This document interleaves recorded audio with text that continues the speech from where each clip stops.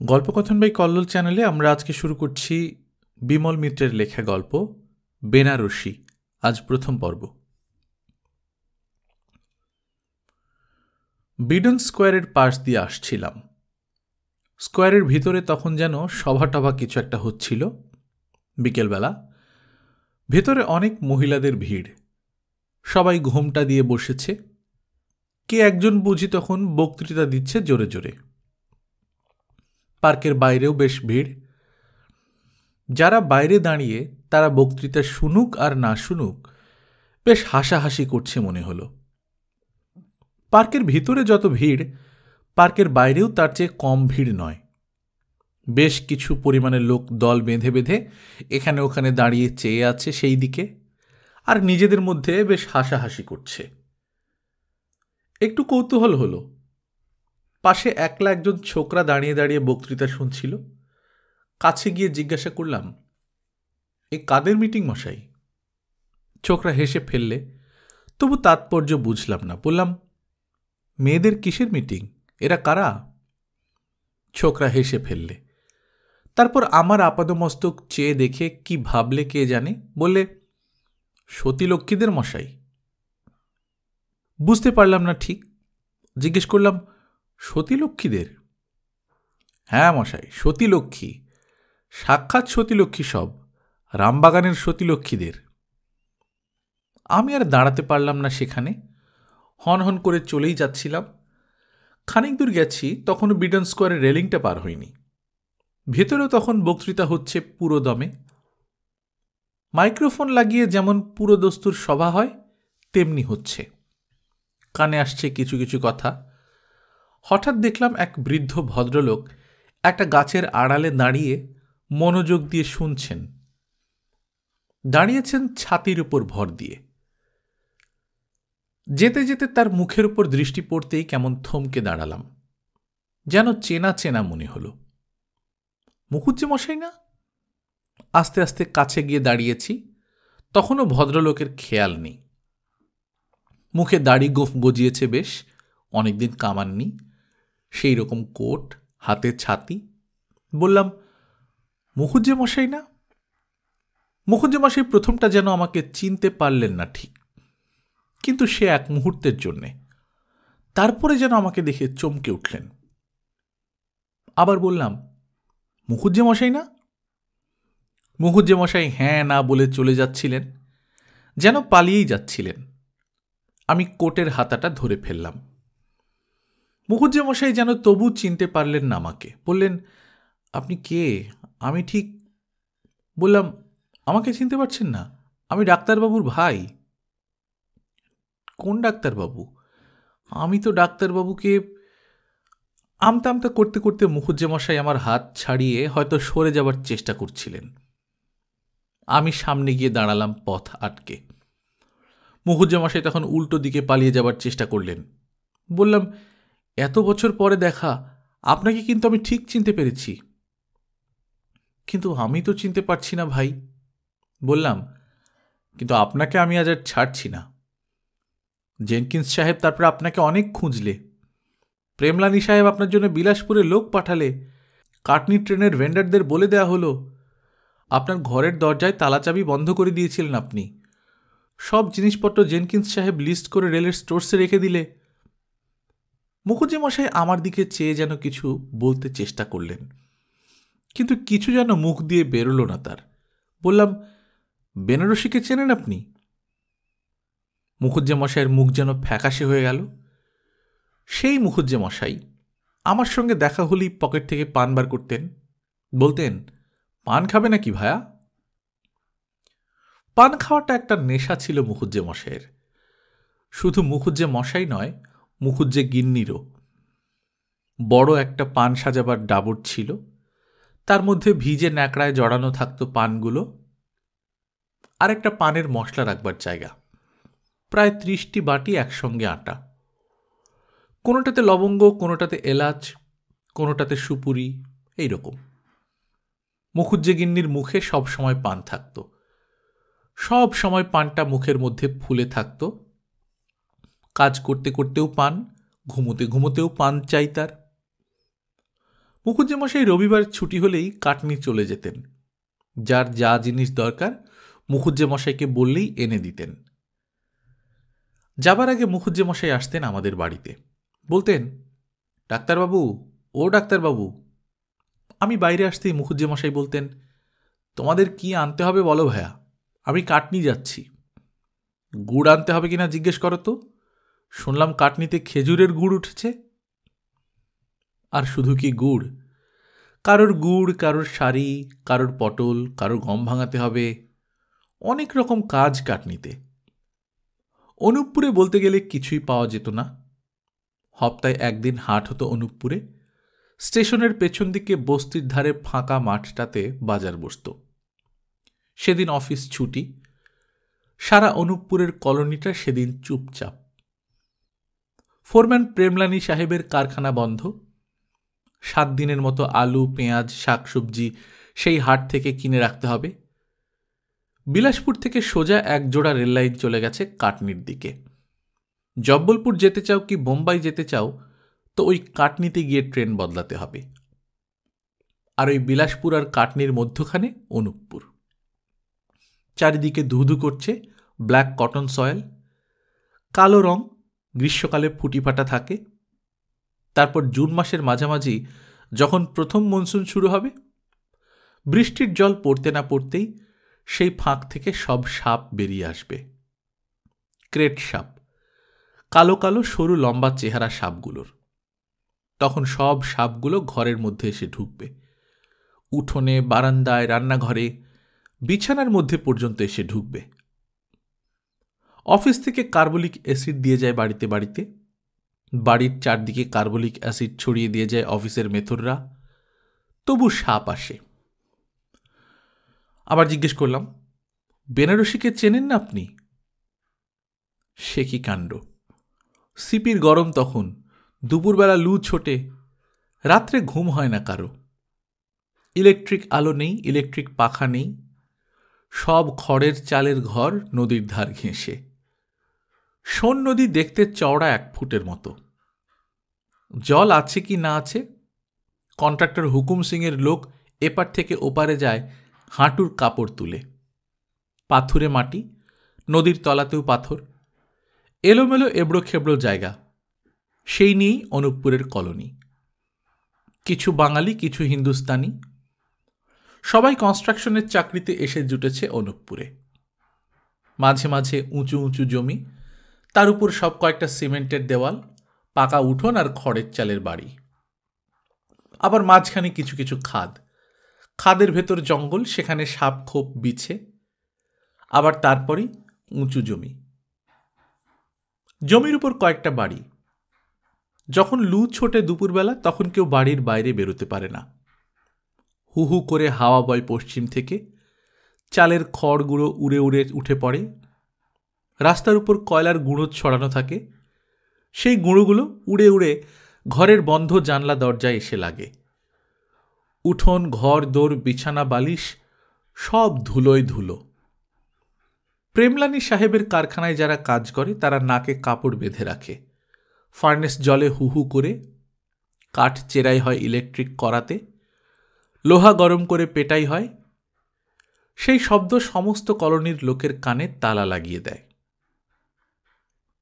সকাল 8টায় জেনকিন্স সাহেবের অফিস খোলে। তখন বাবুরা ওই কয়লার গুঁড়ো ছড়ানো রাস্তা দিয়ে হাঁটতে হাঁটতে জেনকিন্স সাহেবের অফিসে গিয়ে ঢোকে। 12টার সময় খেতে আসে সবাই। তারপর আবার 1:30টার সময় অফিস। খড়ের চালের ভেতর জেনকিন্স সাহেব ঘেরা ঘরের মধ্যে কাজ করে, আর চারপাশের মস্ত ঘরটায় বাবুরা বসে। মুখুজ্জেমশাই লম্বা টেবিলের উপর কাগজ পেতে স্কেল পেন্সিল নিয়ে ড্রাফটম্যানের কাজ করেন, আর মাঝে মাঝে পকেট থেকে ডিবে বার করে পান খান। কাজ করতে করতে নটু ঘোষ বলে, ও মুখুজ্জেমশাই, পান কই? মুখুজ্জেমশাই বলেন, পকেট থেকে তুলে নিন দাদা, হাত জোড়া। মুখুজ্জেগিন্নির হাতে মধু আছে দাদা, এমন পান। বলে নটু ঘোষ 2টো পান তুলে নিয়ে আবার ডিবেটা পকেটে পুরে দেয়। খেতে খেতে প্রেমলানী সাহেব বউকে জিজ্ঞেস করেন, এই বাঙালি ভাজি কে দিলে? প্রেমলানী সাহেবের বউ বলে, ওই মুখার্জি বাবুর বহু।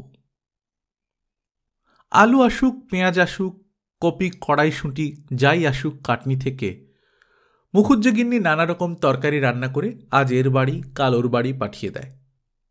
সামান্য নিরামিষ তরকারি তাই এমন চমৎকার রাঁধে, সবাই বাহবা দেয়। এমন রান্না কেউ কোনো বাড়ির বউ রাঁধতে পারে না। ছেলে পুলে হয়নি, বাঁজা মেয়ে মানুষ, ওই স্বামীটি আর নিজে। মুখুজ্জেগিন্নি বলতো, সারাদিন কি করি দিদি, কাজ তো আর নেই, তাই বসে বসে রাঁধি। গিন্নিরা বলতো, তোমার রান্না খেয়ে তো কর্তাদের জিভ বদলে গেছে ভাই, মুশকিল হয়েছে, আর বাড়ির রান্না পছন্দ হয় না। মুখুজ্জেগিন্নি হাসত, বলতো, তা কর্তা বদলাবার উপায় তো আর নেই দিদি, থাকলে না হয় চেষ্টা করে দেখতাম। অম্বিকা মজুমদার অনুপপুরের স্টেশন মাস্টার। নিজে কলোনির লোক না হলেও কলোনির লোকের সঙ্গে খুব ভাব। হাসপাতালের লাগোয়া খেলার মাঠে টেনিস খেলতে আসেন। ডাক্তারবাবু, প্রেমলানী সাহেব, নটু ঘোষ, হুকুম সিং সবাই খেলে। কলোনির তাসের আড্ডায় রাত 12টা পর্যন্ত তাস খেলে সেই 1 মাইল রাস্তা হেঁটে আবার স্টেশনের কোয়ার্টারে ফিরে যান। তার ছেলের অন্নপ্রাশনে সকলের নিমন্ত্রণ হল। কাটনি থেকে ফুলকপি আর কড়াইশুঁটি এনে দিয়েছিলেন মুখুজ্জে মশাই।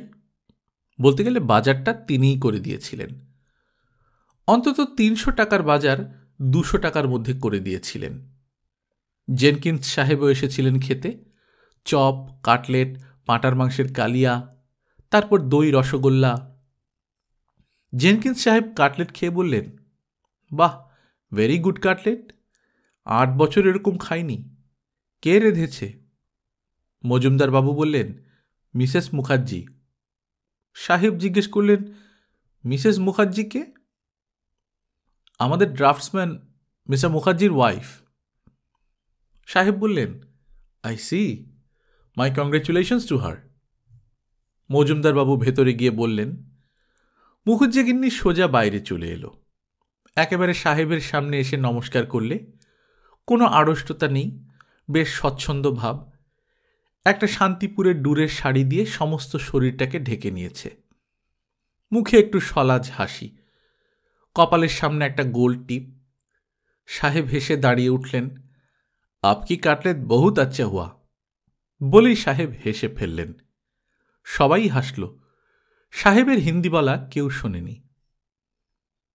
মুখুজ্জেগিন্নি খাওয়ার পর একটা পান এনে দিলে।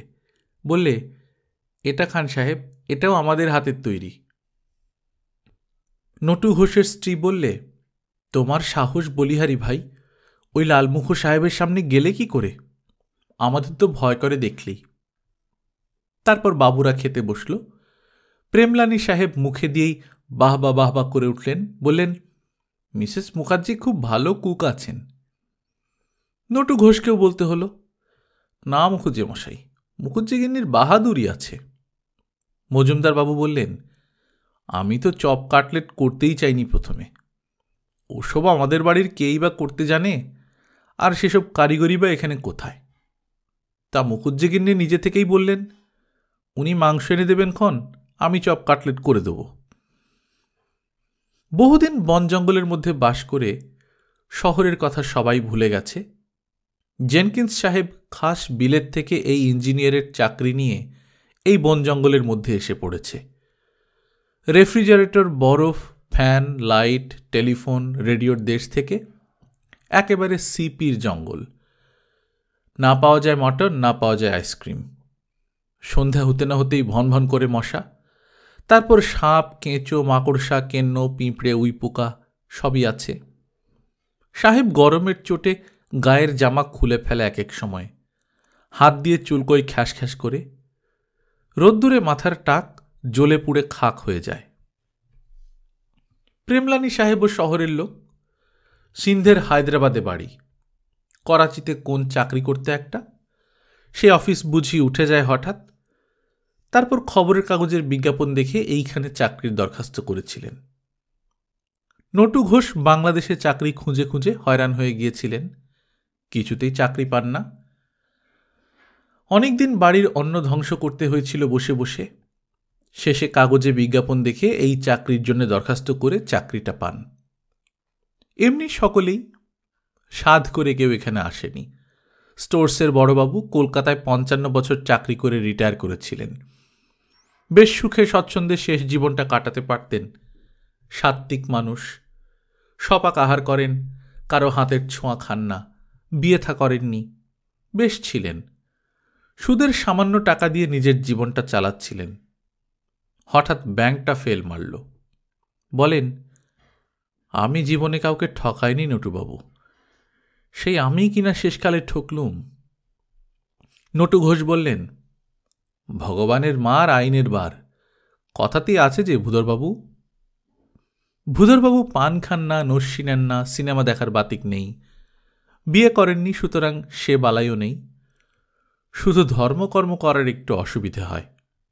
বলেন, কি দেশে যে এলুম, না আছে একটা ঠাকুর দেবতা, না আছে একটা মন্দির। বরাবর তার গঙ্গা স্নান করা অভ্যাস। বাড়ির কাছে গঙ্গা ছিল, সেখানে ঘাটে বসে আহ্নিক করতেন। নিজের কোষাকুষি আসন সব নিয়ে যেতেন, আর সমস্ত ঘাটটা ঝাঁটা দিয়ে ধুতেন নিজের হাতে। সাহেব কোম্পানির চাকরি, কাপড়ের নিচে শার্টটা ঢুকিয়ে দিয়ে ওপরে কোট চড়াতেন। সাহেবদের মহলে সৎ বলে সুনাম ছিল। ছোট অফিস, ভূধরবাবু ছিলেন সব। ভেবেছিলেন শেষ জীবনটা একরকম কেটে যাবে তার। তারপর হঠাৎ ব্যাংকটি ফেল হয়ে গেল।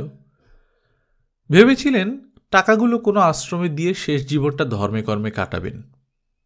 ধর্মই ছিল তার আসল নেশা। বলতেন, চাকরি করি সাহেবের কাছে, তাই ওদের গুড মর্নিং বলতে হয়।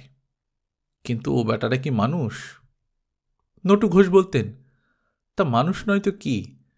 দেখছেন তো 7 সমুদ্র 13 নদী পার হয়ে এদেশে এসেছে, আমাদের মাথার উপর বসে রাজত্ব করছে কি করে শুনি? ভূধরবাবু বলতেন, ম্লেচ্ছ সব, জাত ধর্ম যাদের নেই তারা আবার মানুষ। আমি তো রোজ অফিস থেকে এসে চান করে ফেলতুম মশাই। বলেন কি? ভূধরবাবু বলতেন, এখনও চান করে ফেলি। এই যে অফিসে কাজ করছি, এখান থেকে গিয়েই এই জামা কাপড় ছেড়ে গামছা পরব, পরে নিজের হাতে সব জল কাচা করে ফেলব। অম্বিকাবাবুর বাড়িতে তারও নিমন্ত্রণ ছিল। ভূধরবাবু বললেন, আমাকে মাপ করবেন মশাই, আমি সপাক ছাড়া আহার করি না। মজুমদারবাবু বললেন, আমার বাড়িতে রান্নাবান্না সবই মুখুজ্জেগিন্নি করবে, ব্রাহ্মণ ছাড়া আমি অন্য কাউকে ছুঁতেই দেব না, পরিবেশনও তারাই করবেন। তবু ভূধরবাবু খাননি যেতে। নটু ঘোষ বললেন, আপনি কাল গেলেন না? আহ, কি কাটলেটটাই করেছিলেন মুখুজ্জেগিন্নি, কি বলবো, বড়বাবু জেনকিন্স সাহেব খেয়ে একেবারে। ভূধরবাবু বললেন, ওসব তামসিক আহার, ওতে কেবল মনের জড়তা বাড়ে বই তো নয়। নটু ঘোষ বললেন, জড়তা বাড়ুক আর যাই বাড়ুক মশাই, অনেকদিন পরে খেয়ে একটু বাঁচলুম, এমন কাটলেট কলকাতাতেও খাইনি। সেই কবে ভূধরবাবু চাকরির একটা দরখাস্ত করেছিলেন, তখন ভাবেননি এই রকম দেশ, এসে তাজ্জব হয়ে গেছেন। নদীতে যান বটে চান করতে, কিন্তু এতটুকু জল, তাতে না ভেজে কাপড়, না ভেজে মাথা। সেই এক পা জলে দাঁড়িয়েই একটু নমনম করে ইষ্টমন্ত্রটা জপ করে নেন, মন প্রসন্ন হয় না। অনুপপুরে কাটিয়ে দিলেন কটা বছর, তার মধ্যে একটা দিনও জপ আহ্নিক করে তৃপ্তি পান না। হাটবারে মুখুজ্জে মশাই এসে জিজ্ঞেস করেন, কিছু আনতে হবে বড়বাবু? কাঠ নিয়ে যাচ্ছি। ভূধরবাবু বলেন, আলুটা ফুরিয়ে গিয়েছিল, আনলে হতো। মুখুজ্জে মশাই বলেন, তা দিন না, আমি তো যাচ্ছি, একসঙ্গে এনে দেবো। জেনকিন্স সাহেবের জন্য মুরগির ডিমও আনবো 2 ডজন। ভূধরবাবু আঁতকে উঠলেন, তবে থাক মুখুজ্জে মশাই, ওই মুরগির ডিমের ছোঁয়া জিনিস আমার দরকার নেই। আমি না খেয়ে উপোস করব, মরব, তবু আপনার মতো জাত দিতে পারবো না। চাকরি করতে এসেছি বলে জাত খোয়াতে পারবো না মশাই। তো মুখুজ্জে মশাইয়ের তাতে বিশেষ রাগ বিরাগ ছিল না। মুখুজ্জে মশাই হাসতেন, বাজারের থলিটা নিয়ে যেতেন প্রেমলানী সাহেবের বাড়ি। কিছু আনতে হবে নাকি সাহেব? তুমি যাচ্ছ মিস্টার মুখার্জি? আমার কিছু গম ভাঙিয়ে আনতে হবে, পারবে? মুখুজ্জে মশাই বলতেন, পারবো না কেন, আমি তো সকলের জিনিসই আনছি, জেনকিন্স সাহেব, এই ঘোষবাবু সকলেই আনতে দিয়েছেন। ডাক্তারবাবুর বিশ্বের আলো আনব, আর আপনার গমটা ভাঙিয়ে আনতে পারবো না। প্রথম প্রথম অনুপপুরে কিছু ছিল না। ডাক্তারবাবুই ওখানকার প্রথম লোক। তখন এসব ঘরবাড়ি কিছুই হয়নি। প্রথমে তাঁবুতে থাকতে হতো। স্টেশনের ধারে ধারে তাঁবু সাজানো ছিল সার সার। তখন প্রেমলানী সাহেবও আসেনি, নটু ঘোষও না। 150 কেরানির কেউই আসেনি। অফিসের কেউ আসেনি, এক ডাক্তারবাবু আর জেনকিন্স সাহেব ছাড়া। ওষুধ এলো খড়গপুর থেকে 2 বাক্স ভর্তি। সেই 2 বাক্স ওষুধের উপর নির্ভর। অবশ্য হুকুম সিং আগেই এসেছে। নদীর ওপারে দোতলা বাড়িতে নিজের থাকবার ব্যবস্থা করে নিয়েছে। কাঠের দোতলা আর টিনের চাল। আর কুলি মজুররা এসেছে। কুলি মজুররা বন জঙ্গল পরিষ্কার করেছে, ঘরবাড়ি করেছে, রাস্তা করেছে, হাসপাতাল করেছে। তারপর একে একে অফিস চালু হয়েছে। হুকুম সিংয়ের 3 জন কুলিকে সাপে কামড়েছিল, ক্রেট সাপ। হুকুম সিং বলতো, কি জঙ্গল ছিল এখানে, বাঘ আসতো রাত্রির বেলা। হুকুম সিং বাঘও মেরেছিল 2টো। বাঘ নদীর বরাবর জল খেতে আসতো রাত্রির বেলা। নিজের বাড়ির দোতলা থেকে রাইফেল দিয়ে 2টো বাঘ 2 দিন মেরেছিল। তখন আমরা আসিনি, জেনকিন্স সাহেবও আসেননি। তা কনস্ট্রাকশনের চাকরিতে এসব ভয় করলে চলবে না।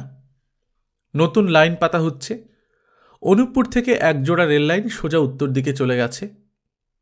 অনুপপুরের পর দূরবাসীন, তারপর স্টেশনের নাম হবে বিজুরি, তারপর মনেন্দ্রগড়, তারপর শেষ স্টেশনের নাম হবে চিরিমিরি। বড় বড় শাল গাছ, 2 হাত বাড়িয়ে বেড় দিয়ে ধরা যায় না।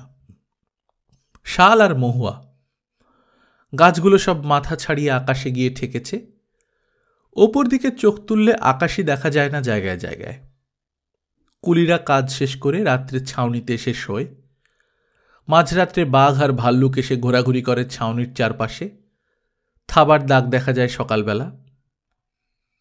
বিজুরি থেকে তার আসে, ডাক আসে। সেই ডাক খোলে ডিসপ্যাচ বাবু। ডিসপ্যাচ বাবু মধুসূদন হাজরা। ডাক খুলেই বলে, ওহে, আজ 3 জনকেই বাঘে নিয়েছে, জানলে? ভূধরবাবু বলেন, আমাদেরও কোন দিন নেবে? নটু ঘোষ বলেন, অনুপপুরে বাঘ আসতে পারবে না, এত বন্দুক, এত আলো, বাঘের বুঝি ভয় নেই ভেবেছেন? মুখুজ্জেমশাই কোনো কথাতেই কথা বলেন না। এক মনে লম্বা উঁচু টেবিলের সামনে দাঁড়িয়ে সেট স্কোয়ার আর স্কেল দিয়ে কাগজের উপর পেন্সিলের দাগ টেনে যান, আর মাঝে মাঝে পকেট থেকে ডিবে বার করে পান খান। নটু ঘোষ বলেন, দাও হে মুখুজ্জে, তোমার পান দাও একটা, হিসেবটা মিলতে চাইছে না মোটে। মনে আছে, মুখুজ্জে মশাইকে আমি প্রথমে দেখিনি। টেনিস খেলতে আসতো যারা, তাদেরই ভালো করে চিনতাম। স্টেশন মাস্টার অম্বিকাবাবু ধুতি পরে খেলতেন। হুকুম সিং চোস্ত পায়জামা পরত। ফোরম্যান প্রেমলানী সাহেব তো পাকা সাহেব, আর জেনকিন্স সাহেব পরত হাফ প্যান্ট। আর চিনতাম ওভারসিয়ার নগেন সরকারকে। নগেন সরকারের বিয়ে হয়নি, এদিকে ওভারসিয়ার মানুষ, কিন্তু বাড়িতে গিয়ে হারমোনিয়াম বাজিয়ে গান করত। সন্ধ্যাবেলা সেই বন জঙ্গলের মধ্যে যখন সব চুপচাপ, যখন কারখানার করাত চলার ঘর ঘর বন্ধ হয়ে গেছে, হুকুম সিংয়ের কুলিদের ডিনামাইট ফাটানোর শব্দ বন্ধ হয়ে গেছে, তখন দূর থেকে ওভারসিয়ারের ঘর থেকে গানের আওয়াজ ভেসে আসত। বর্ষাকালের আকাশ তখন কালো মেঘে জমাট বেঁধে আছে, 1 হাত দূরের লোককে দেখা যায় না। তখন নগেন সরকার গাইছে, নীল আকাশের অসীম ছেয়ে ছড়িয়ে গেছে চাঁদের আলো। নগেন সরকার বলিষ্ঠ লোক। হাত পায়ের বুকের মাসল ছিল মজবুত, লোহা পেটানো শরীর। হাফ প্যান্ট পরে কারখানার কাজ দেখত। ভারী কড়া ওভারসিয়ার। ফোরম্যান প্রেমলানী সাহেবের খুব প্রিয় লোক। নিজে দাঁড়িয়ে থেকে সকাল থেকে সন্ধ্যা পর্যন্ত কাজ করাত। নটু ঘোষ বলতেন, কাল অনেক রাত পর্যন্ত গান গাইছিলেন যে সরকার মশাই? নগেন সরকার বলতো, তা কি করব বলুন, আপনারা তো সবাই বউ নিয়ে বেশ লেপ চাপা দিয়ে ঘুমোবেন, আমি কি করি বলুন?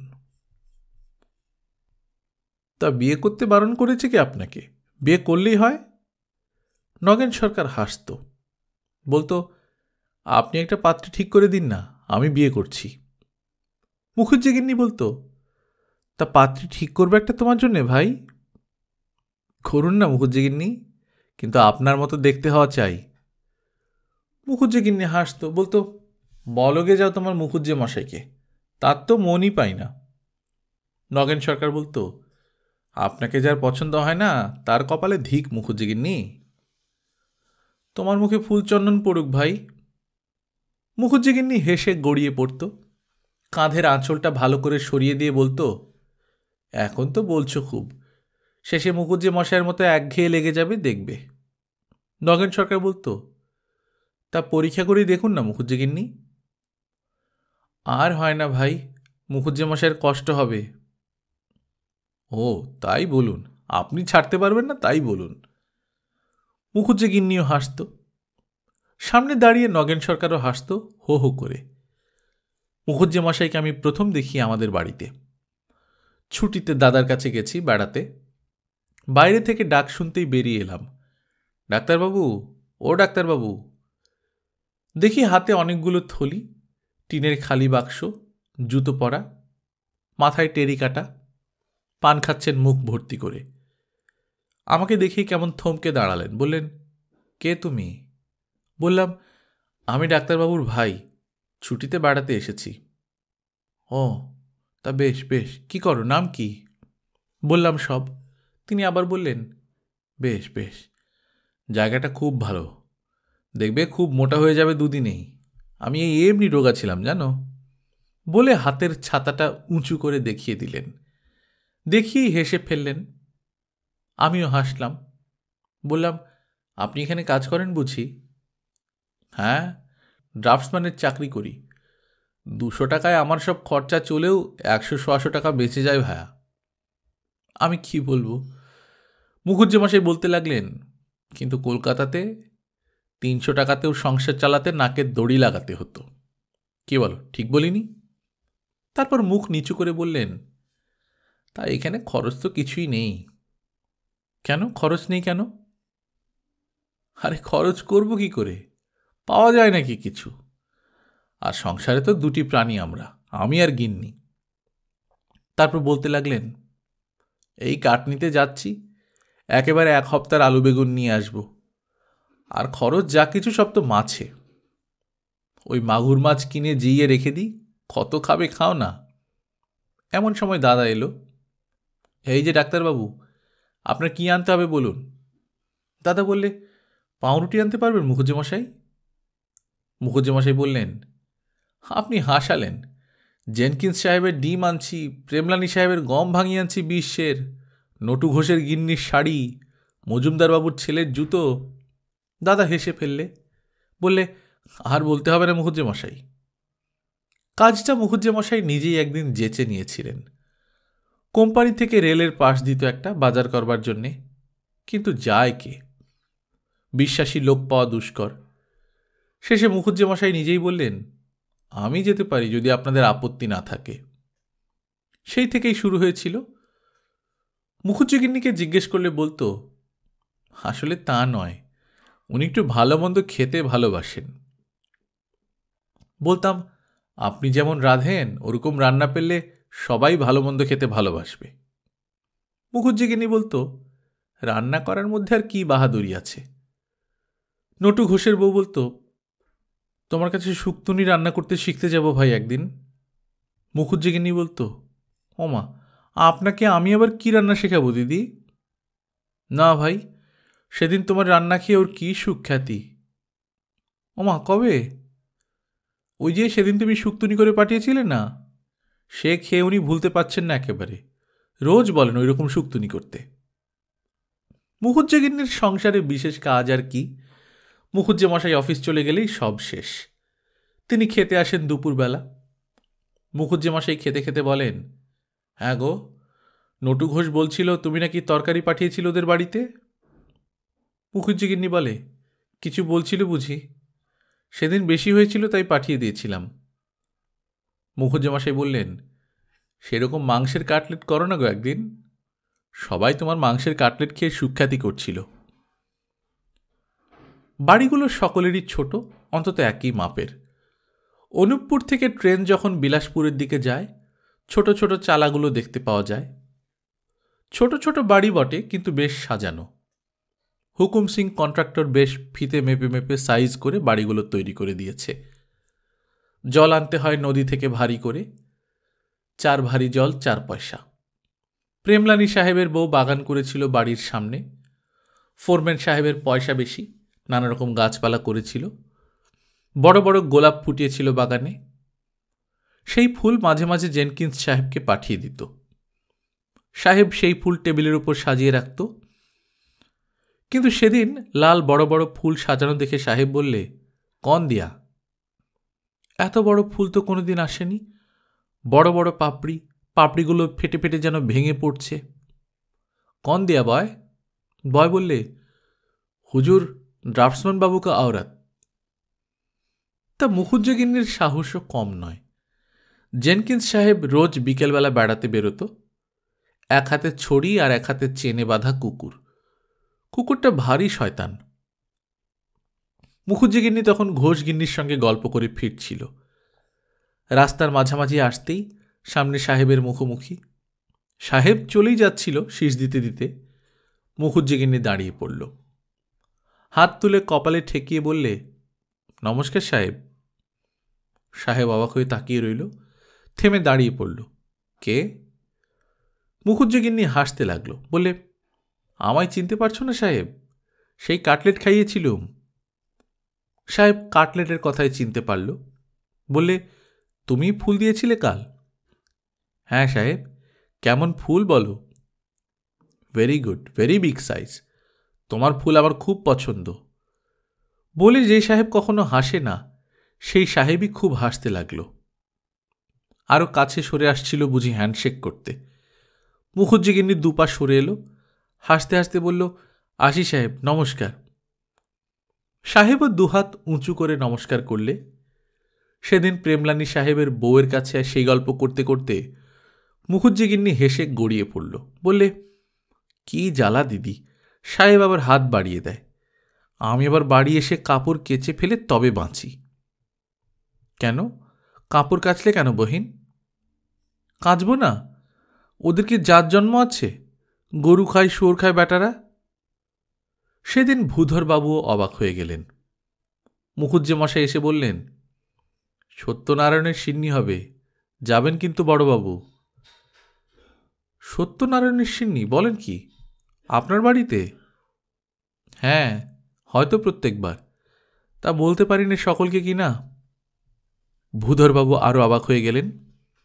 প্রত্যেকবারই করেন? পুরুত পান কোথায়? মুখুজ্জে মশাই বললেন, কাটনি থেকে আনি। তা কাটনি থেকে পুরুত আনেন? আনতে হয় বই কি, এখানে তো আর ওসব পাওয়া যায় না।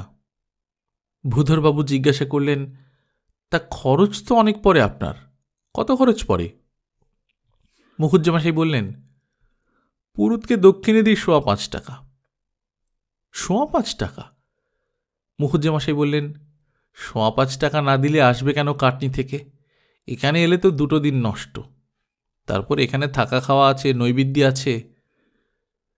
কাটনি থেকে পুরুত এনে সত্যনারায়ণের পুজো করা শুনে ভূধরবাবু যে ভূধরবাবু, তিনিই অবাক হয়ে গেলেন। বললেন, তা আপনার গিন্নির তো খুব ধর্মে কর্মে মন আছে। মুখুজ্জে মশাই বললেন, বুঝতেই তো পারছেন, হিন্দু আমরা, ওসব তো ছাড়তে পারিনি। আমার গিন্নি বলে, বিদেশে চাকরি করতে এসেছি বলে তো হিন্দুত্ব খোঁয়ায়নি। ভূধরবাবু বললেন, নিশ্চয়ই যাব মশাই, এসব কাজে আমি আছি। আমিও তো তাই বলি, বিদেশে ম্লেচ্ছদের কাছে কাজ করতে এসেছি বলে কি একেবারে জাত দিয়ে দিয়েছি? বড় ভালো লাগলো কথাগুলো। আজকালকার দিনে এমন মহিলাও যে আছেন, এও এক আশার কথা। তার সিন্নিটাও খুব ভালো হয়েছিল খেতে। আমি দেখেছি মুখুজ্জেগিন্নির সিন্নি তৈরি। সেদিন সকাল থেকে সারাদিনই মুখুজ্জেগিন্নির উপোস। নদীতে ভোরবেলা চান করে এসেছে, তখন কোনো লোক ওঠেনি অনুপপুরে। রাত তখন প্রায় 4টে। নটু ঘোষের বউ শুনছিল, বললে, একলা তোমার অত রাত্রিরে ভয় করছিল না ভাই? মুখুজ্জেগিন্নি বললে, ঠাকুরের নামে গেছি আর এসেছি, ভয় করবে কেন? তারপর সন্ধ্যাবেলা পর্যন্ত সারাদিন উপোস করে পুজো করে প্রসাদ মুখে দিয়েছে। নটু ঘোষ বললেন, তোমার গিন্নি তো খুব ভূধরবাবু বললেন, সব মেয়েরা যদি মুখুজ্জে গিন্নির মতো হতো, ভাবনা কিসের ভাই আমাদের দেশের? ওভারসিয়ার নগেন সরকার ছিল, বললে, হারমোনিয়ামটা আনলে আমি একটা শ্যামা সঙ্গীত গাইতে পারতাম। মুখুজ্জে গিন্নি বললেন, আমার হারমোনিয়াম আছে ঠাকুরপো, দেব? আপনার হারমোনিয়াম? আপনি বুঝি গানও গাইতে পারেন মুখুজ্জে গিন্নি? একটু একটু পারি ঠাকুরপো, সে তো তোমাদের শোনাবার মতো নয়। নগেন সরকার চেপে ধরল, তাহলে একটা গাইতে হবে মুখুজ্জে গিন্নি, সে বললে শুনছি না। ভূধরবাবু কিছু বলছিলেন না। নটু ঘোষ বললেন, মুখুজ্জে গিন্নির কি গান টানও আসে নাকি? সবাই অবাক হয়ে গেছে। এমন ধর্মশীলা মহিলা এত ভক্তি, এমন চমৎকার রান্না করতে পারে, সে আবার গানও গাইতে পারে। মুখুজ্জে গিন্নি বললে, তুমি আগে গাও একটা শুনি। প্রেমলানী সাহেবের বউ, নটু ঘোষের স্ত্রী, তারাও অবাক হয়ে গেছে। বলে কি, গানও জানে নাকি? নটু ঘোষের স্ত্রী বললেন, তোমার ভাই অশেষ গুণ। মুখুজ্জে গিন্নি বললে, না দিদি, তেমন গান জানি না, ওই শুনে শুনে যেটুকু শিখেছি তাই আর কি। হারমোনিয়াম বার করে দিলে মুখুজ্জে গিন্নি। অনেকদিন ব্যবহার হয়নি, বাক্সের উপর ধুলো জমে আছে। ওভারসিয়ার নগেন সরকার বললে, বাহ, এই যে ডবল রিডের হারমোনিয়াম দেখছি, আবার স্কেল চেঞ্জিং, অনেক দামের। নটু ঘোষের স্ত্রী বললেন, তোমার কর্তার বুঝি গানের শখ আছে ভাই? মুখুজ্জে গিন্নি হাসল, বললে, না দিদি, ওর আবার গানের শখ, উনি কেবল খেতে জানেন আর বাজার করতে জানেন। তবে হারমোনিয়ামটা তুমি কিনেছিলে কেন? সে কি আজকে কিনেছি? সে কোন যুগে, বিয়ের আগে কিনেছিলাম, মা কিনে দিয়েছিল। নগেন সরকার কি গাইলে কে জানে, কেউ বিশেষ শুনল না। নটু ঘোষ হাই তুলতে লাগলেন। প্রেমলানী সাহেব বাড়িতে ছেলে মেয়ে রেখে এসেছেন, তারও যাবার তাড়া ছিল। ভূধরবাবুও যাই যাই করছিলেন। একসময় নগেন সরকার থামল, তারপর হারমোনিয়ামটা মুখুজ্জে গিন্নির দিকে ঠেলে দিয়ে বললে, এবার আপনি গান মুখুজ্জে গিন্নি। মুখুজ্জে গিন্নি বললে, আমি কি গাইব, সংসারে ঢুকে ওসব পাঠ তো চুকে গিয়েছে অনেক দিন, ভুলেও গেছি কথাগুলো। বলে হারমোনিয়ামটা নিয়ে প্যাঁপও করলে খানিকক্ষণ। পা দুটো একদিকে জড়ো করে বসে এক হাতে বেলো করতে করতে গান ধরল, শ্যামা মাকি আমার কালো। ভূধরবাবু খাড়া হয়ে বসলেন। নটু ঘোষের এতক্ষণ ঘুম পাচ্ছিল, তিনিও সজাগ হয়ে উঠলেন। প্রেমলানী সাহেব সমানে ঝুঁকে পড়ে চোখ বুজে মাথা নিচু করে রইলেন। চারিদিকে সবাই নিস্তব্ধ। গানের সুরে যেন ভাবের জোয়ার লাগলো সকলের মনে। আমি বসেছিলাম একেবারে মুখুজ্জে গিন্নির সামনে। মুখুজ্জে গিন্নি ঠিক আমার মুখোমুখি বসে গাইছিল। মুখুজ্জে গিন্নির কপাল একটা সিঁদুরের টিপ, চুলগুলো এলো করে পিঠের উপর ছড়িয়ে দেওয়া। সারাদিন তার উপোস গেছে।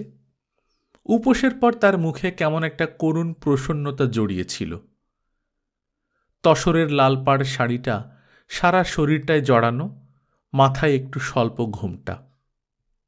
মুখুজ্জে গিন্নি গাইছিল, আর আমরা সবাই মুগ্ধ হয়ে শুনছিলাম। সে যে কি গান!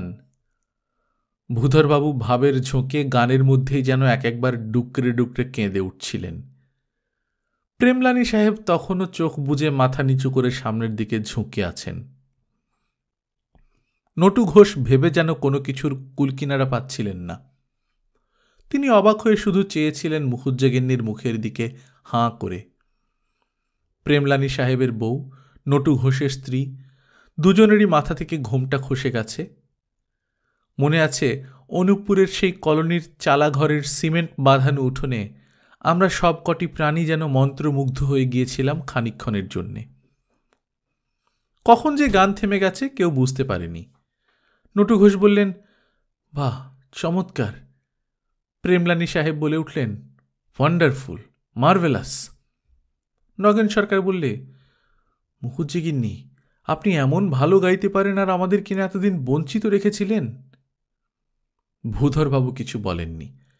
এবার তার যেন ঘুম ভাঙল। বললেন, মা মা। তারপর বললেন, সাক্ষাৎ ভগবত কৃপা না থাকলে এমন কণ্ঠ কারো হয় না হে নগেন সরকার, ইনি সাক্ষাৎ মা আমাদের।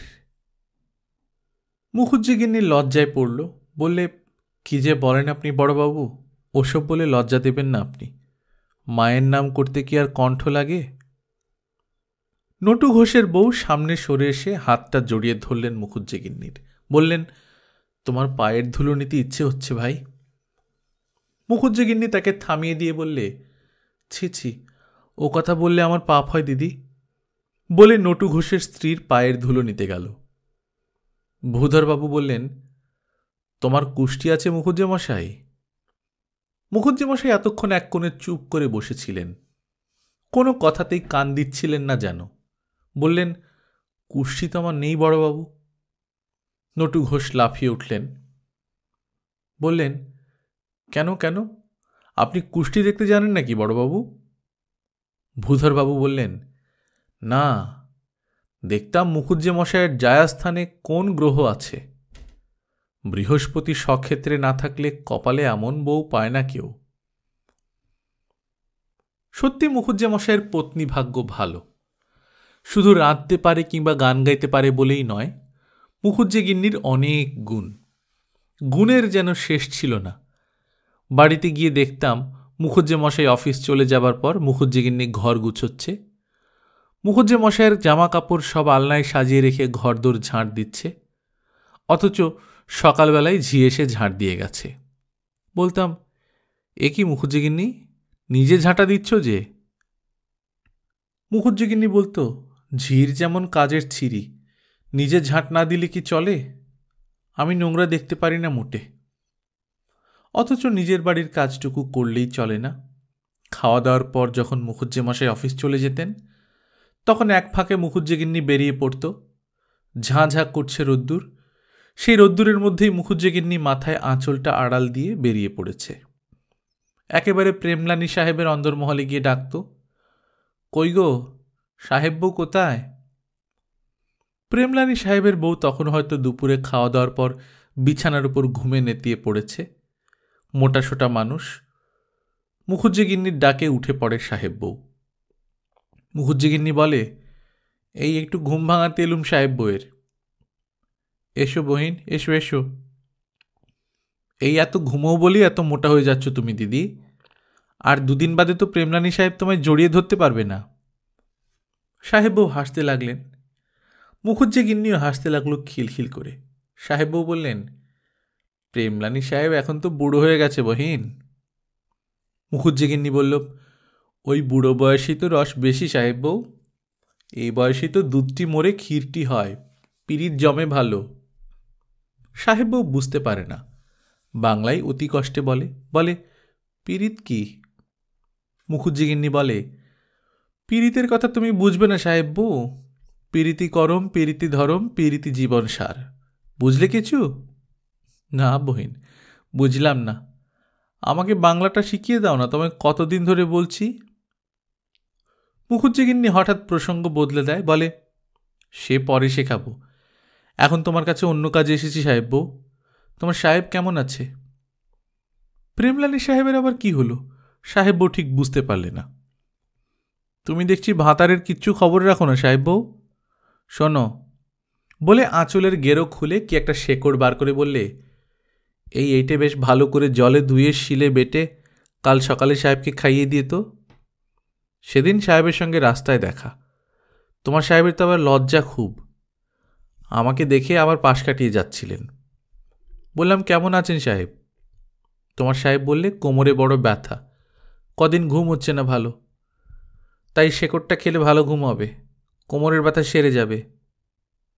তারপর সাহেব বউয়ের কানের কাছে মুখ এনে বললে, কিন্তু একটা কথা আছে সাহেব বউ, এই শিকড়টা যতদিন ধারণ করবে তোমরা দুজনে এক বিছানায় শুতে পারবে না, কেমন?